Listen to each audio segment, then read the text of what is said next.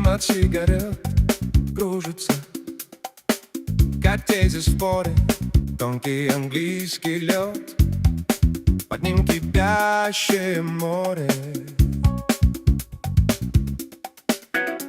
Рюмка на полпальца, где-то усталая печень, но он опять рвется в зал, как будто последняя встреча. Жесткое вино разума обжигает, но будет спящих каждое слово, как выстрел в зал, и не осталось священных щелей, где бы он тихо промолчал. Где-то в Багдаде жара тонет в сарказме и прозе. Он пишет, как режет ножом, по мифам на белой бумаге. В студиях, в старых барах, в маленьких залах кампусов он ставит под роспись богов и веру сдает под авансом. Жесткое вино разума обжигает, но будет спящих каждое слово, как выстрел в зал, и не осталось священных щелей, где бы он тихо промолчал.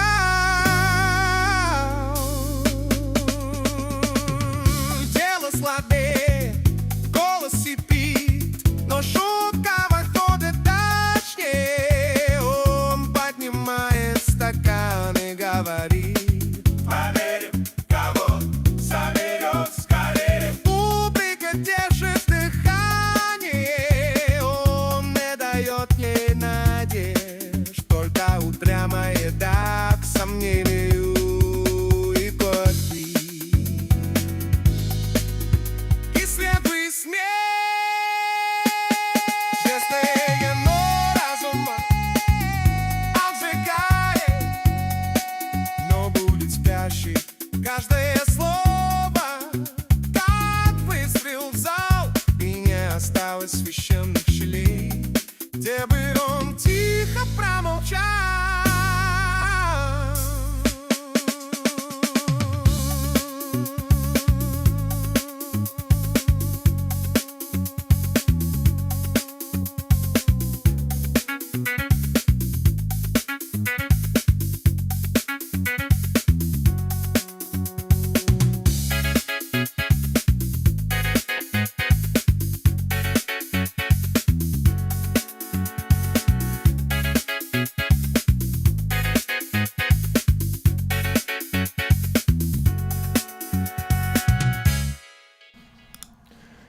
All right, everybody, this is Divided We Stand on YouTube and on Facebook. So if you see us here and you're not subscribed to our YouTube channel, we ask that you subscribe to the channel. Dave and I work very hard at this. We are not a monetized channel, which means we're not looking for any type of money from you whatsoever. And you'll also benefit by not seeing any advertisements. So that's really, really good. If you're watching on Facebook, we ask that you become a member of our Facebook page. It is a private group, but we have lots and lots of members. We're probably over 1,600 right now and growing. Every day we get a few more. So we ask that you become a part of that too, because there is some kind of power in numbers. And we're the kind of people who told you we told you so. And remember, as Dave and I have been saying the last couple of weeks, the slogan, Divided We Stand, was not so much a slogan as it was a warning at the time. And our greatest nightmares have come true. In fact, it may even be worse than we originally thought. But we'll figure it out. All right, so let's go down to Arlington, Virginia. I'm in Bridgeton, New Jersey right now, so we're going to go to Arlington, Virginia, and I know that a lot of you are all over the country, which is great, and some of you are going to be calling in from Canada, so that's great too. So there's a lot to discuss tonight, and you know, Trump's told a lot of whoppers this week, so let's entertain ourselves, shall we? David Price, educator, former Hey, educator, Brian, podcaster. Good to see Brian. you. Well, cold Yeah, enough good to for be you? here. Well, I don't know about that. Of course, it's good to be here. It's good to be inside too. I don't know what it is your place, but wind chill here is one. Oh, it's horrible. So, It is just yeah. brutal outside. Well, but you know what, Brian, you get to be Mr. Mopey now. Come on, you're worried about Trump, and No, all that it's called crazy. being realistic. You know what I mean? I can't be Pollyanna in this situation until we've, reached the summit. We're not there, and there. And No, remember, but as remember, much as it's you're very erudite, you know all about politics and what Republicans control all the branches of government. So just remember that. And as long as they have no, and control, that's very true. so. But you can defend yourself. That's fine. But I'm not defending myself. I'm just saying. Right. I think one of the things that some people are able to do and some aren't. Uh, you know, whenever you go on, well, whenever you get up in the morning, you don't know what the day is going to be, Right. and we all have temperaments, and sometimes you can change. All kinds of things weigh on that, from DNA to what happened the day before to how you feel physically. But I would say one of the things that if you really are getting down, and a lot of people are, I mean, and it's not surprising. I'm not saying there's anything wrong with it. It's not a time to be running around and say, "Oh my God, America, we're so great, and we're this and we're that." I do think though that if you look at it as the journey, and ultimate end is to end Donald Trump. I really don't care how we end him. It's not particularly important to me. Uh, and also, you keep in the back of your mind that that's not the end. That's just the end of one phase. Uh, you have a government that not only supports Trump, but it acts like him. How will they change if he were to die tonight? Let's start there. Again, solely speculative. We have a lot of realities to talk about tonight, but let's go to the speculative end. All right. If Donald Trump were to die tonight, after the cheering stopped, what would you expect would happen, Brian? Well, that's when I think what you would have is, again, going back to Russia, back to 1918. You're going to see all these vying parties, within the Republican Party trying to vie for power. And there'll be a power struggle from within, which seemingly would make us stronger because it would show that they are divided, which is what you want. How brutal does it get? Do they form alliances with the Democrats? I don't know. I think if he died tonight, there would be a brutal power grab within the Republican Party. That's just my opinion. Yeah, well, that's You're all going to going to assume happen. that Vance is just going to take over, and that I don't see a guy like Vance being a guy who's just going to take over. Now he will take over, but can he hold Well, power? right. And there's another thing. Okay, can he hold power, and who will control, and I think that's something else that we forget. I shouldn't say we forget. I forget sometimes. We're not fighting one enemy. We're fighting multiple enemies. Okay. So what are we fighting? Well, first of all, of course, we're fighting Donald Trump, who had no business getting elected the first time, had even less business again the second time. And as you pointed out at the beginning of the show, I don't know of anyone who said, "Boy, this has turned out better than I thought." There Right. wasn't already on Team Trump. Unless you're This is worse. sadistic, and you're a Trumper and you're sadistic, Well, I said, what? Yeah. Well, I mean, this then is you're where we put really it. happy. So you have the president because that was there, but if he goes, you still have a Senate and a House, as you pointed out, that are at this point Republican, and Republican right now means do what Donald wants. That's what Republican means right now, with a couple of exceptions. Representative Massey from Kentucky. You've got that voice from Georgia still kind of coming out every once in a while, Marjorie Taylor Greene. You've got, but one of the things, By the way, again, if you look which at is that debate, amazing. You've got so many people vying for power, and yet Trump still has them under his lid. well, because he is the president. I think Now, again, we see something we don't know, Brian. There's many things we don't know. But one of the things we really don't know is how much of this just, we're going to go with Trump, or how much are they really true believers? Because while Trump himself has no philosophy, no political policy, nothing, what his actions do come up with something. So do they really believe in that, or do they just believe in Or do you think that they already, or some of the people like Stephen, like you've mentioned Stephen Miller, we talk about Steve Bannon, and let's not forget Roger Stone. These type of people, I think they're cunning enough to understand that Trump's not going to be around much longer, whether it's 5 years or 2 years, whatever. There's no they have to have some type of plan, I would think, because they planned so well, honestly, previous to this. Yeah. I think, though, again, and I'm kind of going a long way to get to this point, but yes, the question becomes, with the House and the Senate, do they have a united plan, or are they divided themselves, and the Republicans, this one wanting Vance, this one wanting something else? And we don't know that, because right now the votes come down. They're either pro-Trump or anti-Trump. Okay? Take Trump out of the picture. You can't have pro-Trump or anti-Trump. Hey, Kim. Anyway, we got a lot of people in the house today, by the way. We got T-Bone here. Yeah. Good to see you, T-Bone. We've got Dunscap 47, and we got Jolie. We got Jeff Curry. Jeff, hope everything's well with you. We got Joey. We got Anthony. And probably have some people incognito, because we do have a nice number so far to start. So thanks for showing up, folks. Don't leave us. Join the count. We're just starting. Always good. It's like I used to tell my students, and I wasn't just, praising them idly. I learn as much from my students as they ever learned from me. And the same thing with this group. I learn as much from, or maybe even more sometimes. Yeah, because we don't profess to be experts. You know what I mean? We're not. No, I mean, we don't. No. But okay, so back. So you got that. Then you've got to deal with the Supreme Court. Okay. And we know where that stands. Yeah. Now, I don't know, again, are they pro-Trump, right? I don't think so. I think they're pro-conservative. A Republican is more conservative than a Democrat.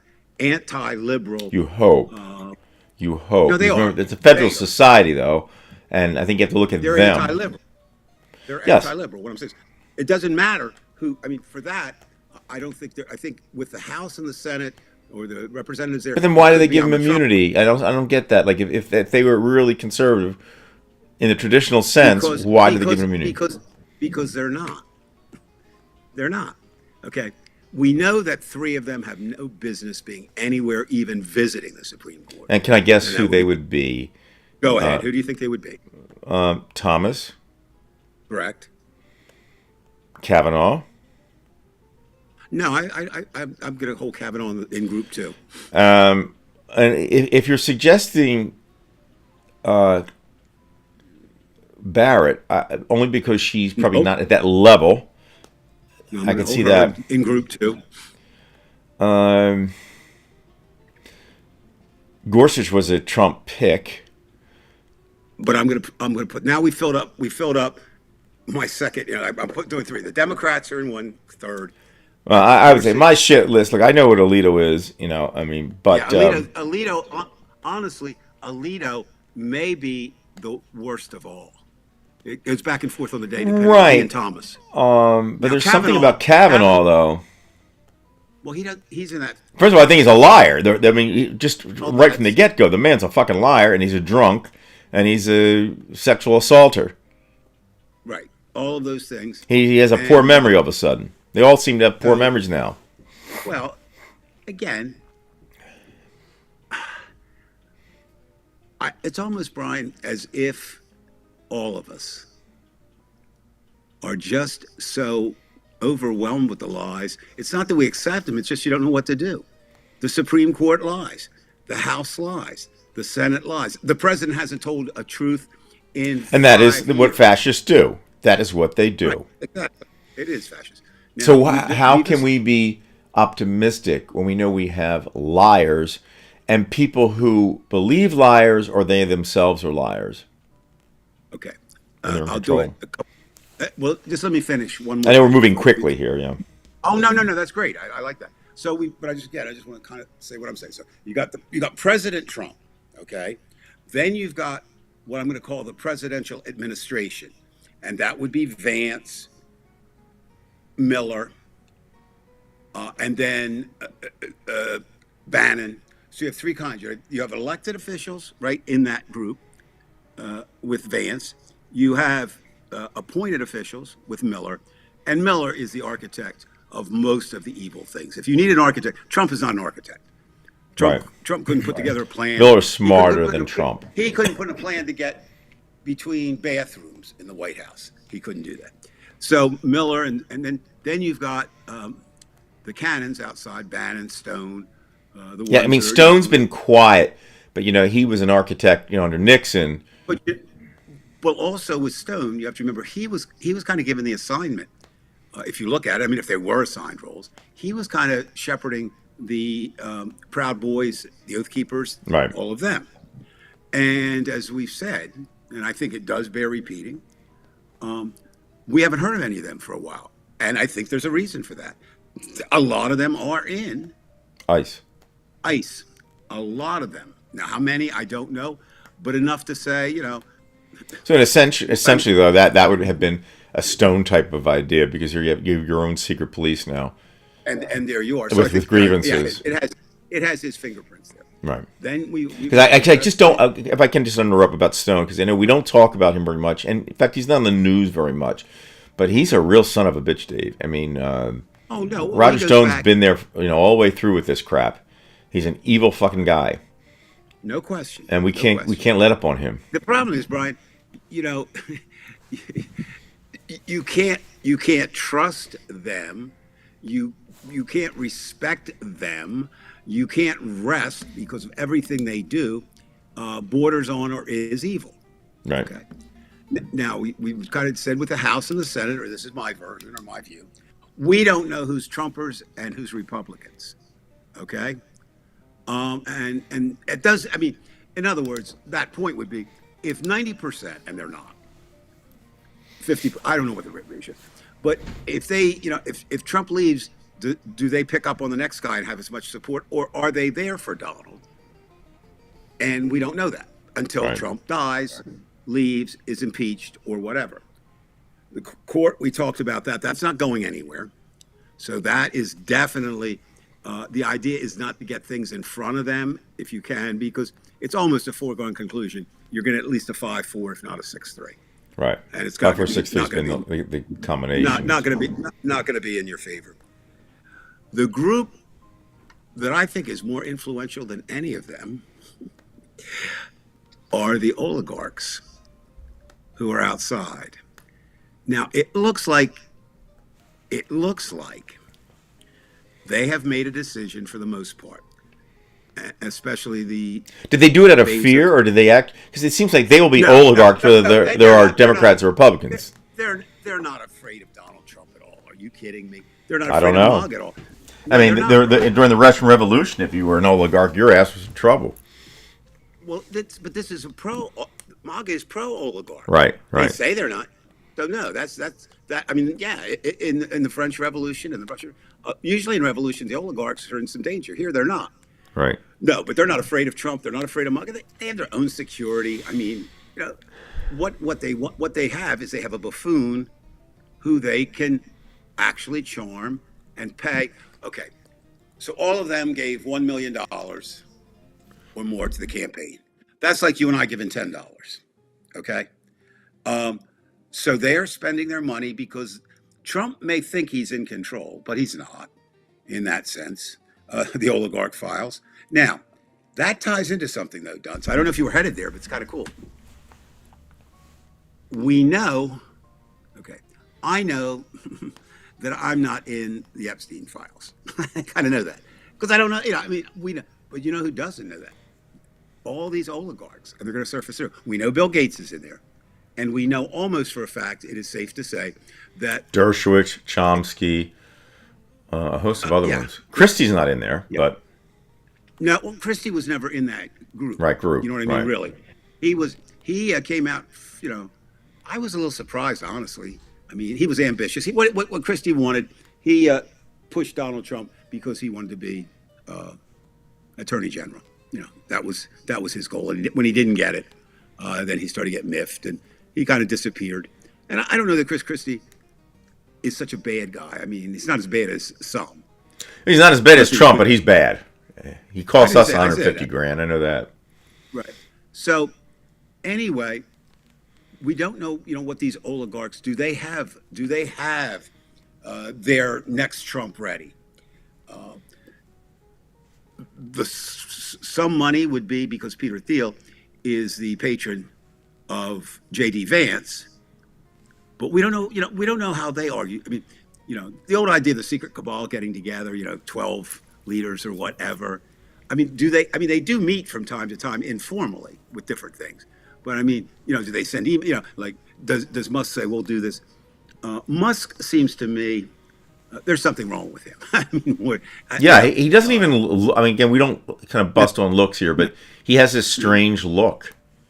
He does, and I wouldn't. I mean, he is. Yes, Chomsky was in there. You know what I mean? Yeah. So, and some other people that were kind of a surprise. And of course, what's interesting? Not what's interesting. I hate to use. I got to find a word. What's terrifying? Somewhere between interesting and terrifying. But it's already cost some people their jobs in academia and and law firms and this kind of thing. But yet the main man is Donald Trump in the files. They're talking somewhere between 30,000 and 40,000 references. By the way, if I can just interrupt you a bit with Chomsky, I've never had a real great interest in Chomsky, though a lot of people do. Brilliant guy, but don't forget. I mean, I'm not saying he did anything on that island, but the fact is he had plenty of meetings with Epstein, and let's not forget his wife was a hell of a lot younger than he was. We're talking about Chomsky, so we don't know the man, from his sexual attitudes versus his academic attitudes. Okay. And I'm not accusing him of doing anything, but it's just not a good thing when you're around Epstein. Okay, you were in bands, right? Mm-hmm. I know that because we played together off and on. And there were periods in bands, not equating it to Epstein, but bands a lot of times did things because they were in bands, right? I mean, just a bunch of losers. But you would get, we used to laugh. We used to say singers would get the girls first. That was usually true. Guitar players second. Drummers and keyboard players would get the smart girls. But what I'm saying is, so if Chomsky or anybody that if they hang around in that gets pretty seductive. And if you take an academic, and they have to see something, or just hear something. Well, yeah, but again, it's maybe they just rolled the dice and thought they won't get me, right? I don't know. I mean, and think. I mean, one way to avoid doing evil is not be around evil. That's one way to avoid. And I still don't know how the fuck he ended up being dead in a cell. I still don't. Well, did you see? At first, I believed it was suicide. Now I'm exactly the opposite. I never believed it. Look, it's funny. Judy and I, for anybody who doesn't know, Judy's my wife. We're having a discussion tonight at dinner. We both have met and talked to and know Clint Hill. And if you don't know who Clint Hill is, I wouldn't expect. Yeah, I have heard. I think he's been on like CNN and stuff. Everywhere. Right. Well, anyway, the thing was, he was investigator. The guy in the Zapruder film, the Secret Service who crawled over and and fell on Jackie, and that was actually he wasn't assigned to JFK. He was assigned to Mrs. Kennedy, and he had a complete breakdown, over it, but he was he's recovered back, and he just believes there's a conspiracy there, and he's he was there. Okay, he saw the. There was no person closer than him, and he believes there was more than one shooter, and he said he wished he had been more insistent then, and he said that a lot of the interviewers at that time just dismissed him and said you were in shock. So we'll never know about JFK, but so the same thing with Epstein. But there's too many questions. One is that's when the camera doesn't work. That's when the camera. That's like this. The missing 17 or whatever it was, 16, 17 minutes on the Watergate tapes. That's when it doesn't work. Too convenient. Secondly, one of the prisoners who actually spent some time with Epstein said that he believes that Epstein was murdered that there. I mean, so a prison insider. Now, of course, what we won't know, what we do know is this: we do know that a lot of important people, not just here, but in countries around the world, were part of that circle. So there were a hell of a lot of people who didn't want him to testify. And could they reach out? Did they reach out? We'll never know, probably at this point. And it's one of those things, just like the JFK, it's a little bit asking a little bit too much belief that he killed himself. Especially since So they think should have been 24/7 looking at that cell. Well, that's what I'm saying.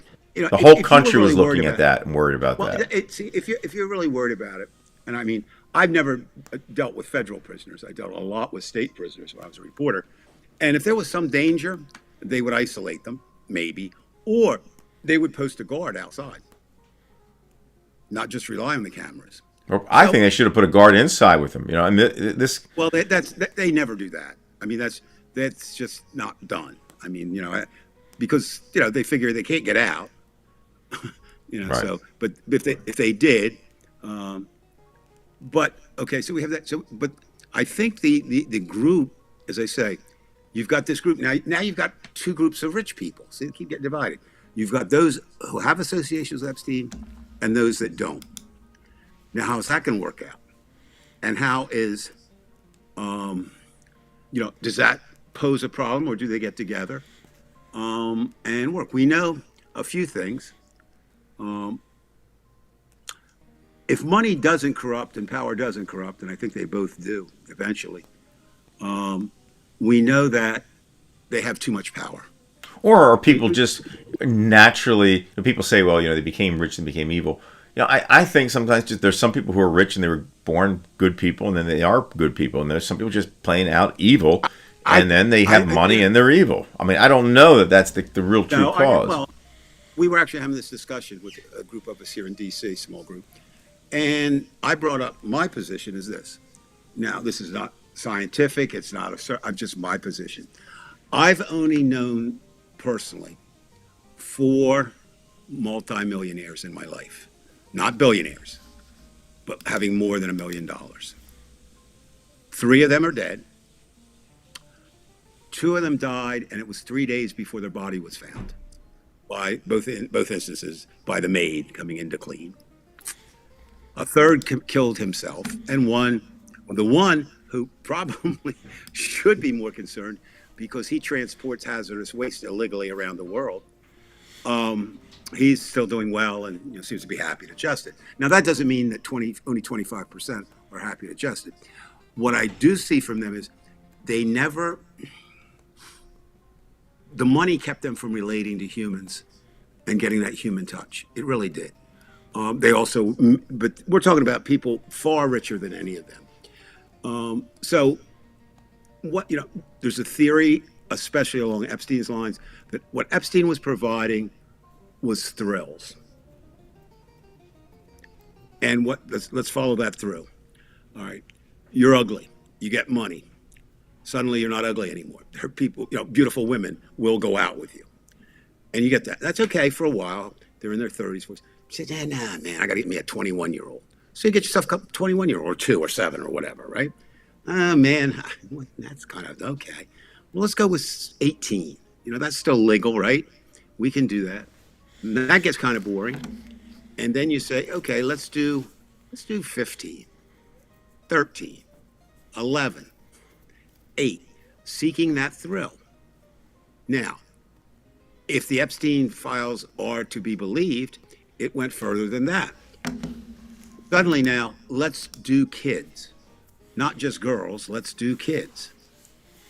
Meaning, meaning in some way, if someone's young that doesn't, you're not doing gay action with them, you're doing something, I don't know, it's so fucked up.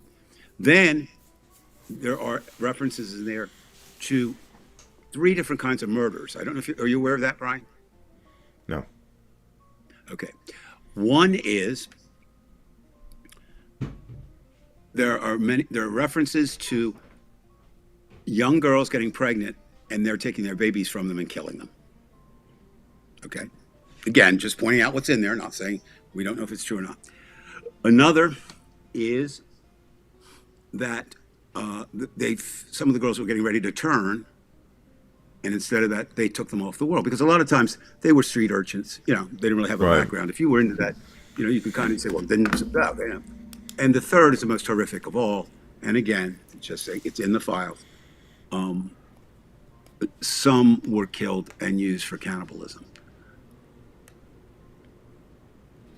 Brian, you're talking about people who don't have a moral center. Okay. It's almost like it's like an addiction. Okay? And you get addicted to what you can do, and nobody can stop me. You know? And it's not rational. Think about it. Use Bill Gates for an example.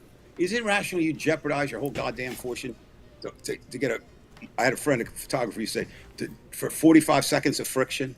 You know, I mean, is that no, it shows you the power of power, the power of money, the power of sex, but none of that is sexual in nature.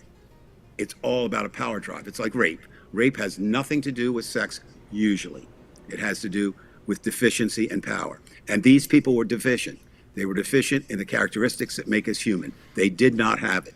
And it's hard for us, very hard for us, I think, to understand that, because most of us, even the worst of us, have some kind of human traits, and they don't. What I would be interested in, I was telling the group we were talking about, I would love, and there's no way to do it, but I would love to, you know, see them at, say, 4 years old, 6 years old, 8 years old, 10 years old, and 13 years old. What were they like at that age?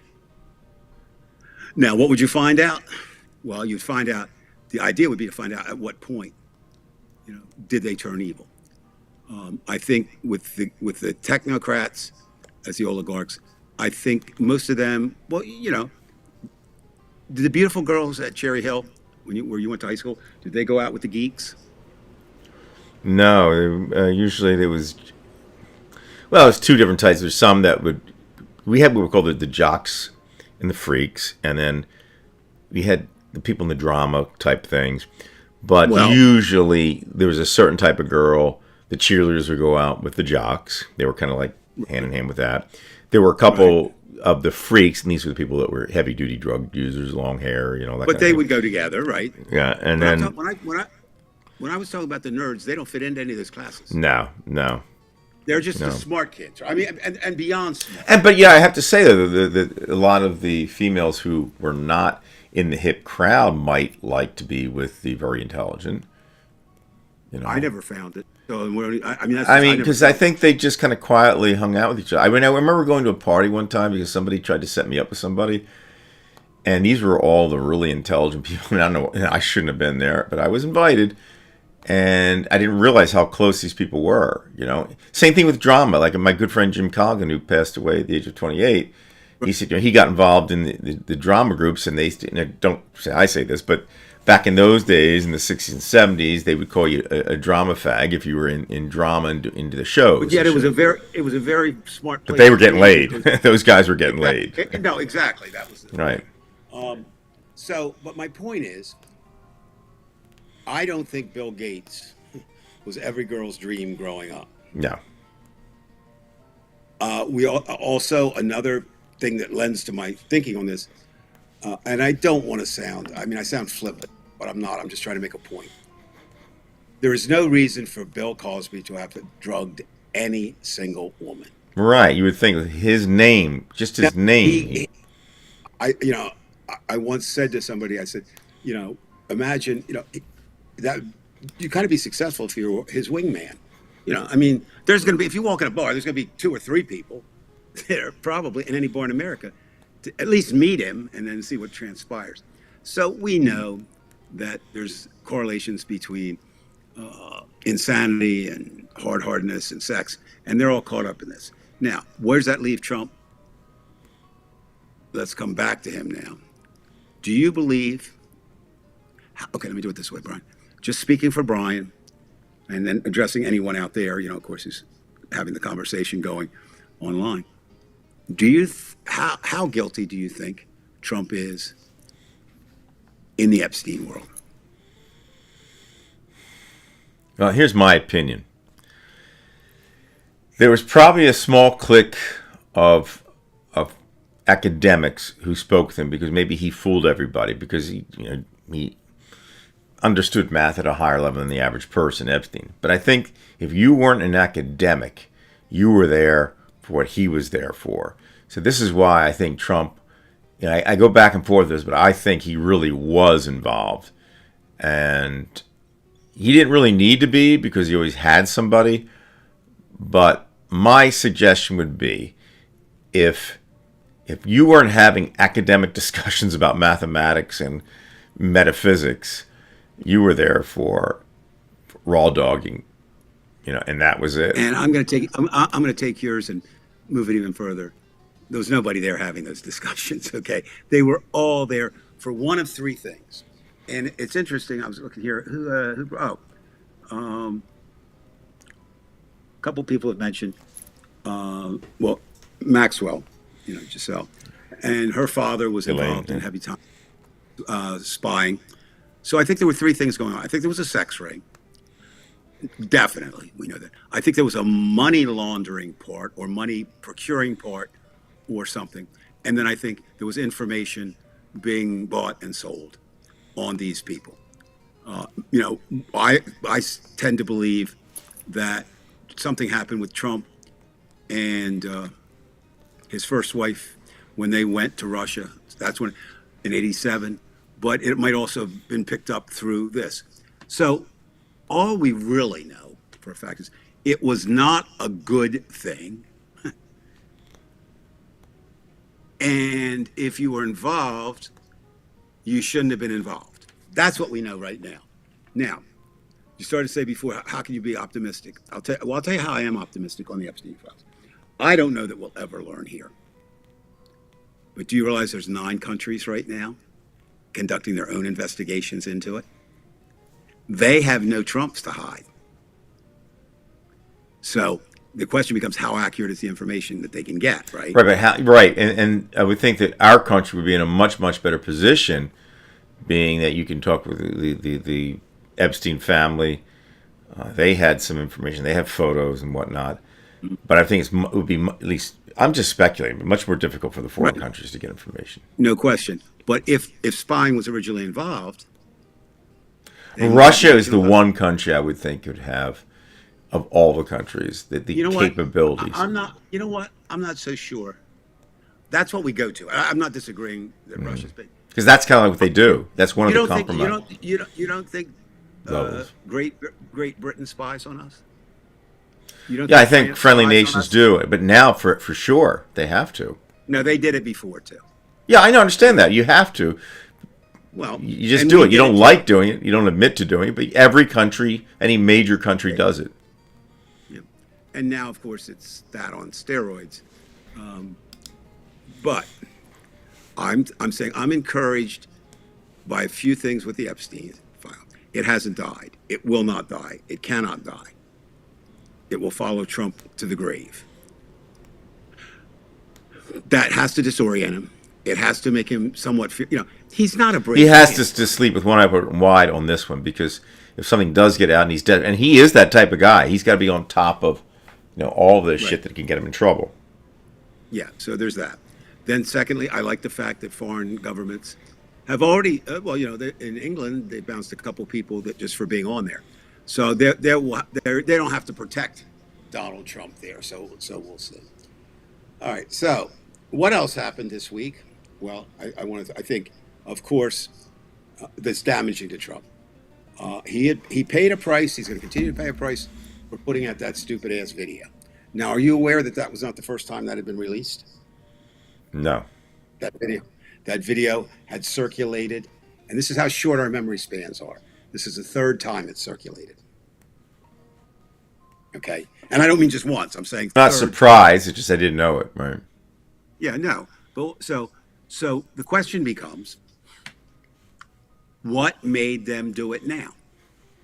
Right. We don't know that, but what we do know is that Donald Trump has lied at least 3 times just on this little incident. Okay. First, first, and I say he here, the White House. First thing they came out with was, it was part of the Lyin King, which it was, but it was still the fact that a former president of the United States, highly respected president for many people and certainly for many countries, and his wife, who may be more highly respected than he is in circles, were posed as if they were monkeys, right? Monkey bottoms, their tops. Then the story now that's out, it was a revision, and it was a staffer who put it out. That Trump was not aware. Then Trump came out and said, "Well, yes, I'm aware," because then it started saying, "Wait a minute, he's not in charge." So he said he was aware, but he didn't watch the video all the way through. Bullshit, bullshit. He knew what was in there. He sent it. They may even find somebody. They may even find Brian a fall guy or a fall girl to take the fall. But there's no question that's what Donald Trump does, and that hurt him. It did. Tim Scott, not saying they're changing forever. Tim Scott, only black Republican senator, came out, strong words. Maybe it moved Jeffries a little bit because he kind of said, he used the word fuck, and Mr. I don't do that kind of thing, calm. You have to now, if you're in a black community, you have to, and you have a friend or somebody who's there is backing Trump, you got to say, really? This is what he called you. He called you a monkey. You still okay? We see that. So I think that he just keeps making those kinds of mistakes. Okay. Now, we know that we don't have a normal country. In a normal country, he does enough in 24 hours to be impeached and thrown out every single day. But it's still the mass is growing. You have to be really stone cold stupid or stone cold evil to be a Latino and back Donald Trump. Right? Would you agree? Yeah. He's putting, and we've seen that. Three different people who were championing Trump groups have been picked up and arrested by ICE. They don't care. Now, this racist thing, we know he's a racist from the get-go, but he's an interesting kind of racist. He's like an equal opportunity racist. He hates everybody who's poor. But, he'll use whatever's there. So, the Mexicans were rapists. Black people are apes. His numbers are down. Have you looked at his new poll numbers? Last I looked, it was something like 39 or 37% approval. Right now, it's averaging out on 41. But in the areas of his strengths is where he's falling. So it's really hard, really, really, really hard. If you're if you're 41-40 and you're down, it's really hard to win again. Now, I know people say, well, he can't run again. Donald Trump, if anyone can find a way to do it, he will find it. He will find it, if there is such a way. You were very early on the idea that we might not even have midterm elections. And I think that may well be true. I think you're already seeing them, Georgia, and they have this multi-pronged thing. So in Georgia is the state where they're trying to figure out how to get the voting records. And you really think they're not going to do something with them? Of course they are. Right, they're creating complete mistrust within their constituents. All of that. They're going to throw that out there, and then. Plus, they can void people. Now they're coming up with a new that they're trying to push nationwide, a new ID law that you will have to. Women will not be able to vote in the extreme because you have to show something with your original last name, right? Yeah. And so, Sickening. Because they can't win. They don't want you to have a passport. All kinds of shit. They don't have a number. Now,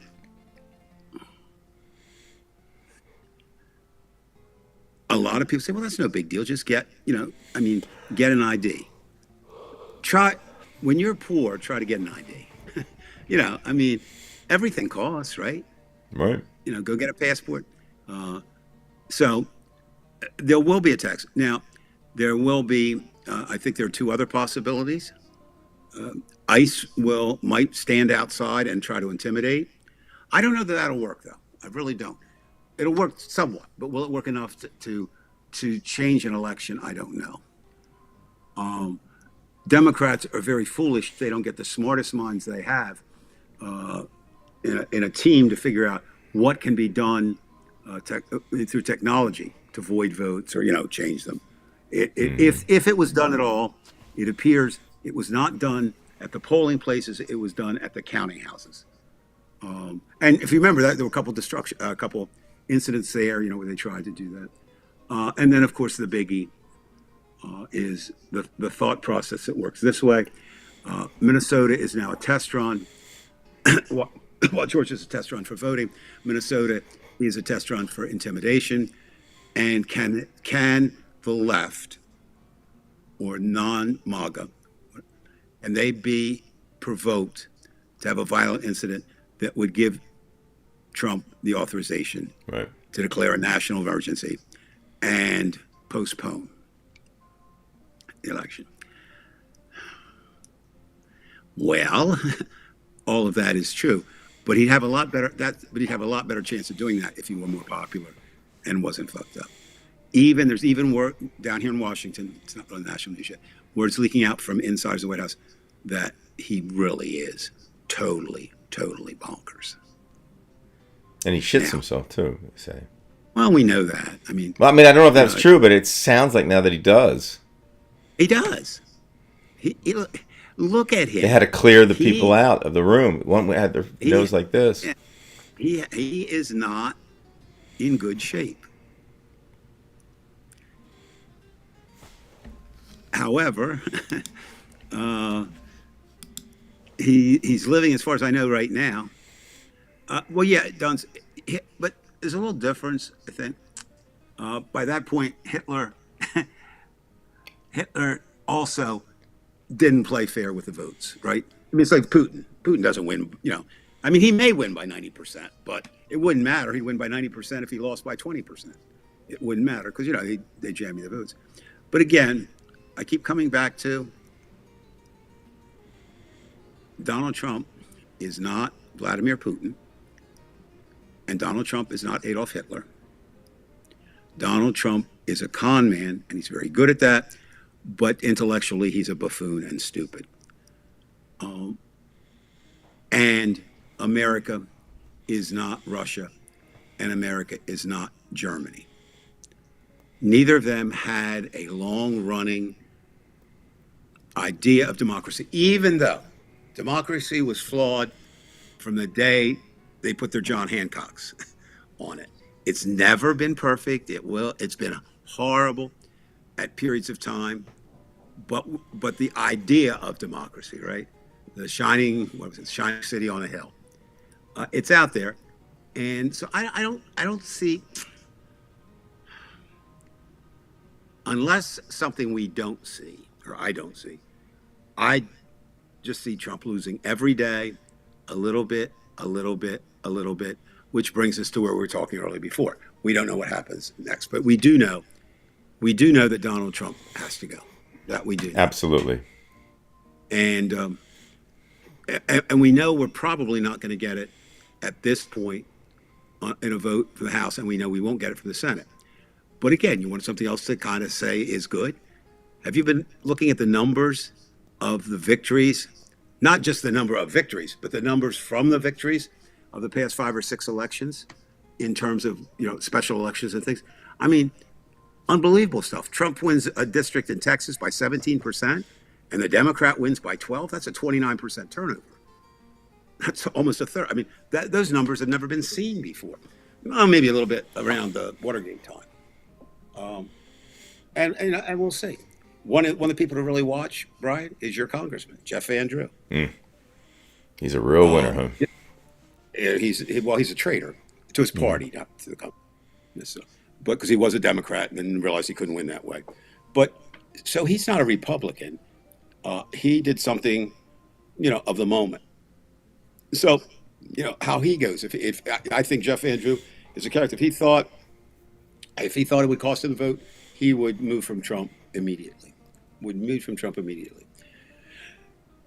Tomorrow also will be an interesting day, Brian. I think we'll know a little bit more tomorrow. Why do I say that? Well, we have the Super Bowl. It's not just a football game, it's a political statement. Why do we say that? Well, you've got Green Day going on in the pregame show. Green Day, their most famous album, of course, is American Idiot. It became a Broadway play. They're one of the most known bands beyond rock of their time. And they are both vocally, and they changed the words in American Idiot a few years ago, or well, the last regime, to talk about MAGA. They're going to make a political statement tomorrow. Now, whether they'll be cut, from the air, we don't know. The halftime show with have you listened to Bad Bunny at all? Do you? I mean, I saw ever clips of him, Dave, for maybe 5-10 seconds. Yeah, no, I don't really I've know been enough about him to make any kind of comment. No, I mean, he. Well, I understand Spanish enough to get through, but he's very eloquent. I mean, and he's very committed. And I don't know how many MAGA people realize that Puerto Rico is part of the United States. It's Commonwealth. I know, but they don't. They are the Spanish. And there was a really good clip from the Daily Show where the correspondent was saying, "This is terrible. I don't want to listen to Spanish. I want to do at halftime what I'm supposed to do. I want my margaritas. I want my my tacos. I want It's like stop it." So the NFL, but this is another thing why I'm encouraged. The NFL makes decisions based on one thing. You know what that is, Brian? Money? I don't know. There you are. There you are. You just answered it. They said, Kim, yes. The answer to that is yes. Well, it depends on which one. Send me a message, and I'll let you know. Let me think. If the NFL thought it was in their best interests to not offend Donald Trump, they would do that. Now, they have more information than you and I do inside into what's going on. So they would not risk that. They would. So to do that is kind of a big thing, I think, and I think it shows another weakness in the structure. But so sports tomorrow. What else is going on? Do you realize that people who don't really have an interest in the game, necessarily football interest, are also deciding based on the two owners? Right. Robert Kraft is the owner of the New England Patriots. He is a conservative. He's a Trump supporter, and he's contributed a lot of bucks to Trump over the years. The owner of the Seattle Seahawks is a Democrat and a liberal, and she has contributed to a lot of those causes. So there are people who are going to watch the game for that, you know what I mean, or involved in that. And what we have now, and I don't know if this is good or bad, but it is, politics is everywhere. Politics and pop culture is politics, politics is pop culture. They all lead to power. But we forget sometimes too, Brian. Also, it's just not what America thinks right now, although that's most important to us. It's also what the world thinks. And I assume you've seen the clips. Vance and his wife were booed unmeasurably there. Mm-hmm. Put Kim's back up. I'll answer that while she's up. Can you get Kim's back up? Because it's confusing. Okay, so here's what happens. Erica Kirk, who one of the most interesting grieving widows I've ever run across, she decided that she and her group would offer a family-style, right-wing, Christian alternative halftime show. And Kid Rock is on there. But that show is not the one being canceled. The one being canceled is he put together a patriotic tour. They're going to go around about 6 cities. And 5 of the main artists have already said, no, I'm not going. They signed on, but they're saying there again. And I would urge you, I'll put it on my page. I'm saving it for tomorrow. Somebody far more creative than I am put together a set list of what of what Kid Rock could play, and it's about the most unchristian set list you will ever see. So it's just again they don't know, they're stupid, they rush, they make too many mistakes, Brian. I Yeah. think we got them. I think we'll get them. I really do. Just because they're making too many mistakes. It's just they don't have a plan. Trump can't plan. You pointed out before they're cannibalizing each other because there is no Donald Trump. You know, Donald Trump does not like J.D. Vance. Okay, he took Vance because Steele and other millionaires and his own son, Donnie Jr., was in Vance's camp. Now, what the hell does that tell you? You know, did they work out a private deal? You know, where Musk would run and he would name Donnie Jr. because Eric has no chance of being it. Donnie is not going to be able to do it either. They're not. Trump just has nowhere. There's nobody to give it to. There's nobody he can hand it to, his successor, and that's a good thing. It really is. But I think coming back to people, if what is it? It's kind of a saying like, you know, if you're not worried, you're not thinking. And I mean, I think that's the bottom line. Mm-hmm. Yeah. And Jeff, you're right. Kid Rock, there's another one. Actually, when he started out, he was kind of cool.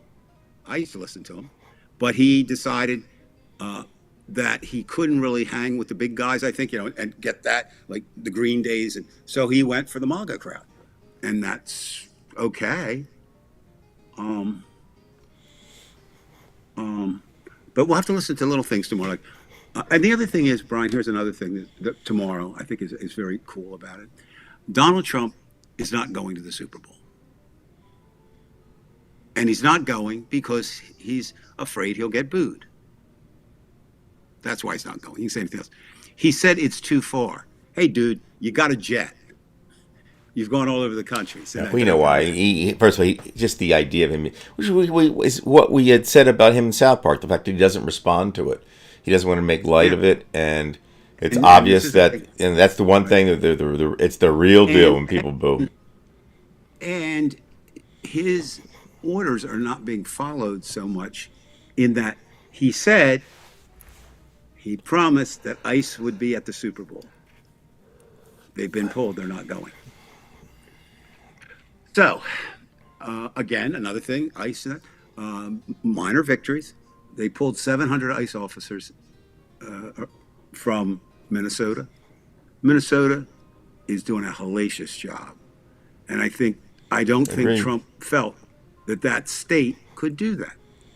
And it's just, and you know, and again, protest tends to grow. They don't tend to diminish. And this one's getting the start, and it's starting. Now, it's a little hard to protest in D.C. today at 1 degree, or what I said, wind chill and temperature of 1. So I've done a lot of talking tonight, Brian. You take it from here. What are you most worried about? You know, what do you see happening? Let's leave it there. I think not in the most, long run. the most pressing part of this is going to be the election. And I think there'll be a multi-pronged attack, whether it's ICE agents, whether it's the tabulation machines. I think it's going to be so frustrating for people like us who are just simply exhausted from MAGA and Trump.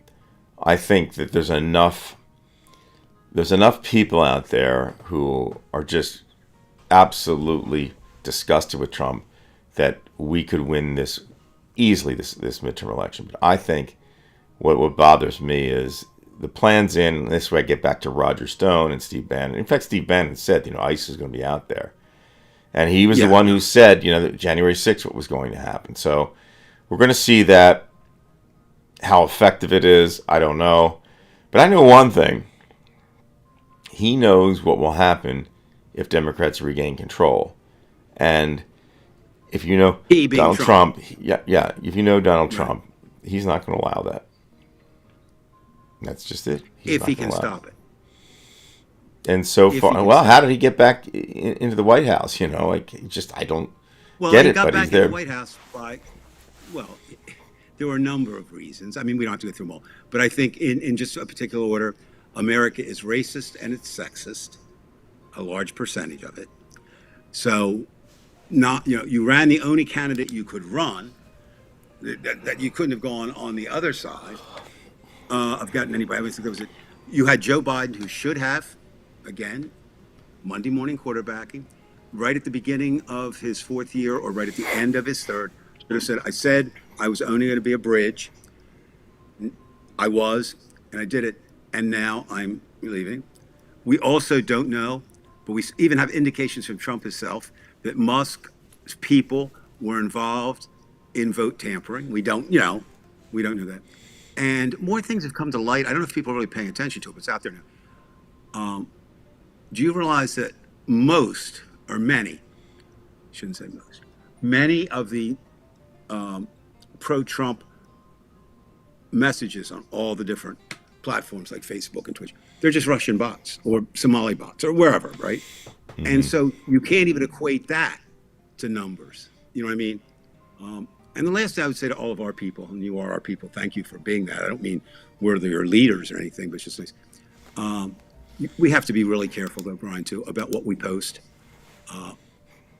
There's so much good shit out there that you want to post, but it has no error in truth, and we don't want to be, like that. There were a couple tonight that were so good, I really wanted to post them, but ran them through, and they were just made up satire. But the thing is, Trump is so easy to satirize. I use a lot of times in my own. I go, thank you for your attention to this matter. Who the hell ends an email that way? Nobody but Donald Trump. Right. Now, where's Frederick tonight? Frederick's right behind me in his crate. He was with me, but I want him to relax because he did his business and he gets really excited afterwards, and I want to make sure he calmed down. So I'll take him out one more time, and then we'll go to bed. Frederick's been very good. He's gotten a lot better, Dave. He's not perfect yet, but he's becoming more and more normal. He's getting more acclimated to his home. Now, don't you have an announcement you'd like to make tonight? Yeah, I would like to make an announcement. This is about something about Frederick and Ronnie and everything coming up. Yes, I had not intended on this happening, but as of I think June 30th, I will be retiring, and it was a decision that I had not planned on making this year. I would plan on going at least another year, but it's just too much to do so many different things. Obviously, the dog is part of it because he's difficult to take care of. Ronnie has a lot of responsibilities. We have my mother-in-law here, so it's difficult because she has stage 4 cancer.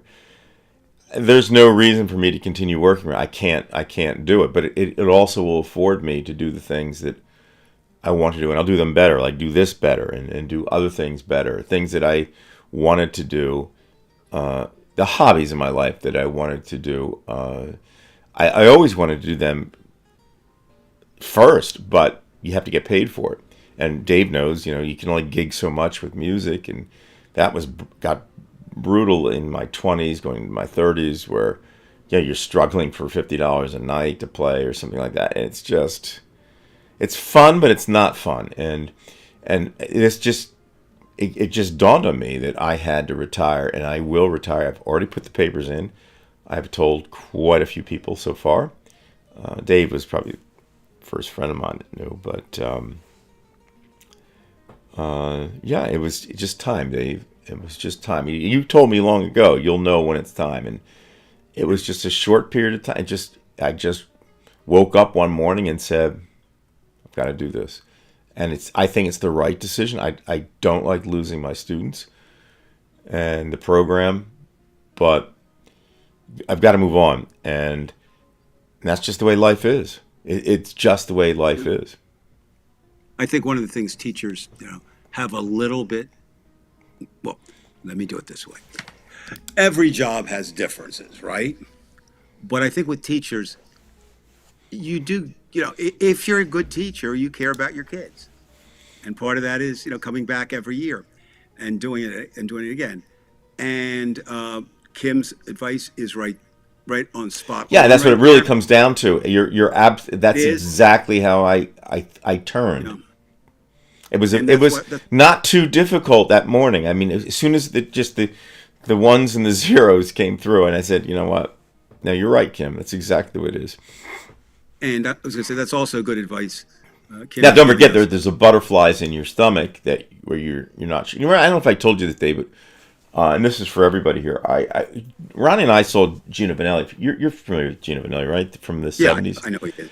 Yeah. And I was lucky enough to speak with him, and this was after one of the concerts. Real nice guy, and I asked him a question about, I knew that he had met Herb Alpert out in Los Angeles, and he said that he just took his guitar from Montreal and drove out to all the way to California.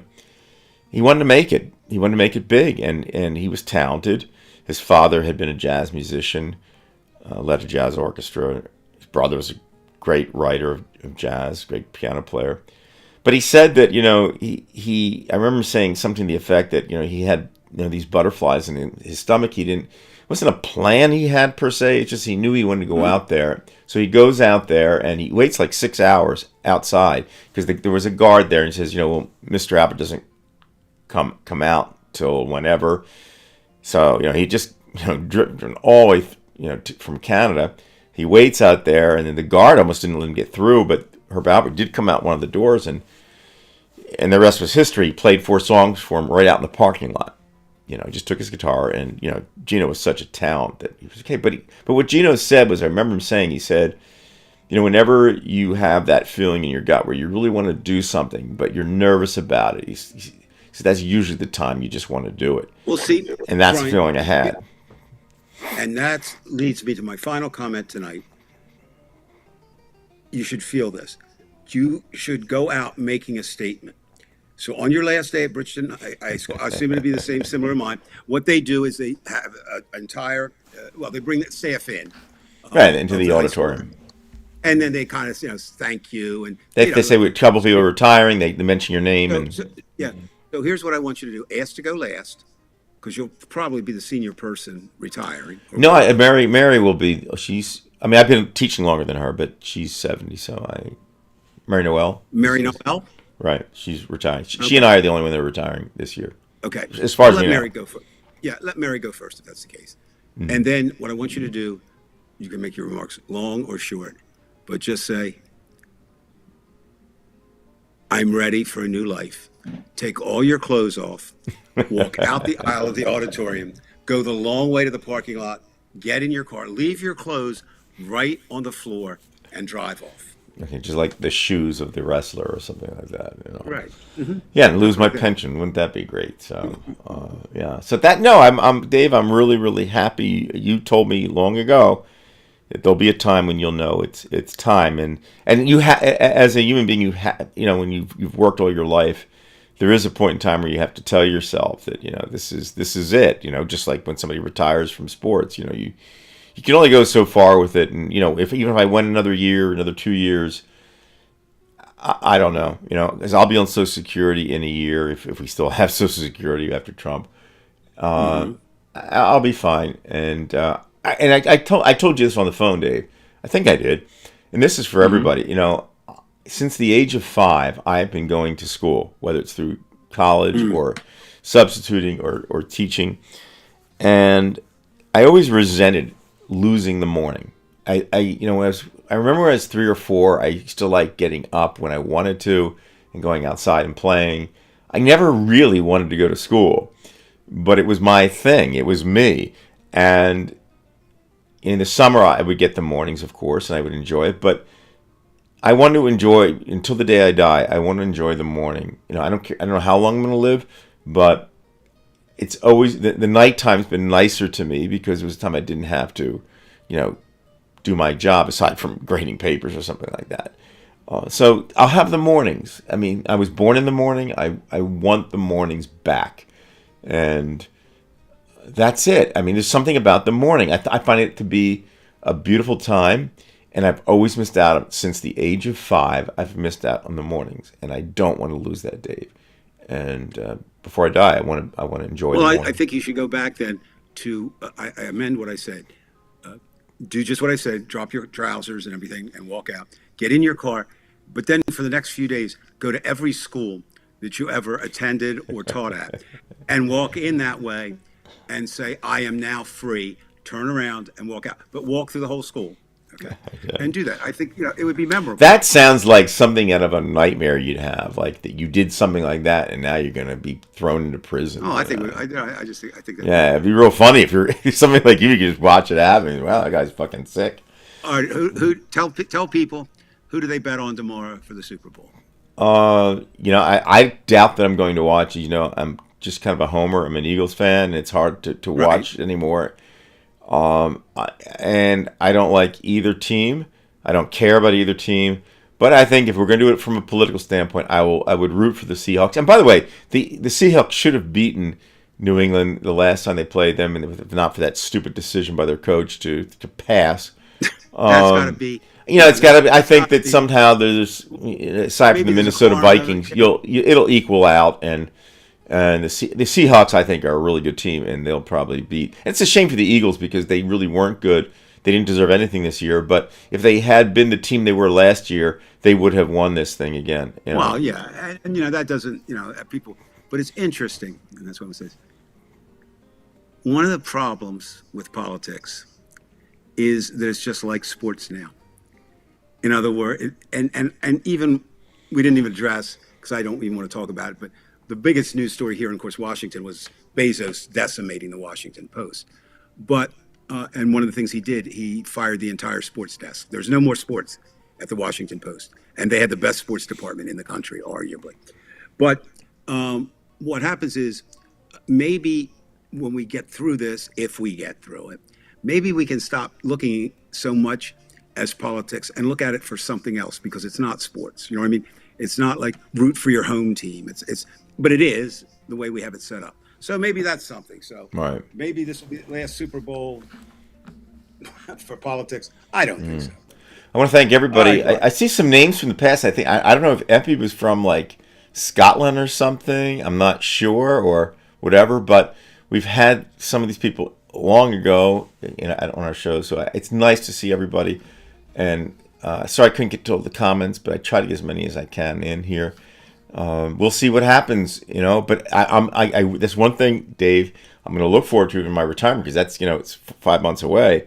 That with Divided We Stand, there'll be a lot more dedication to the show, more time. So, sure, and and thank you, Kim, for telling everybody to share. We do appreciate it.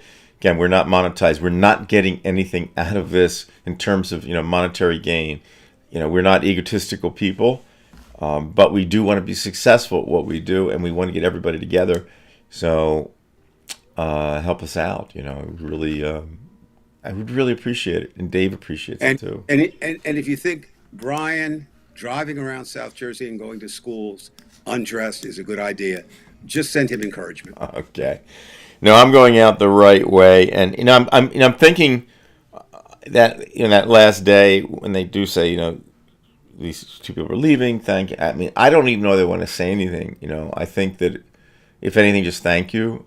Would you like me to come that day and speak for you? No, I wouldn't, because this is. I've said this story before. When Dave retired, he did speak for about, I would say, 10, maybe 15 minutes tops, and 99% of what he talked about was me. It had nothing to do with your retirement. And he just had fun, and I remember people looking back at me as if somehow I did something to get him started. It was just out of the Twilight Zone. But it was almost typical Dave. It was Dave in the moment, and it's almost as if the retirement didn't matter. I think he said one thing that had something to do with retirement. He said something like, well, at 3 o'clock I'll officially be on the other side. But 99% of what he said was about me. It was just, I'm just sitting there and thinking, what the fuck?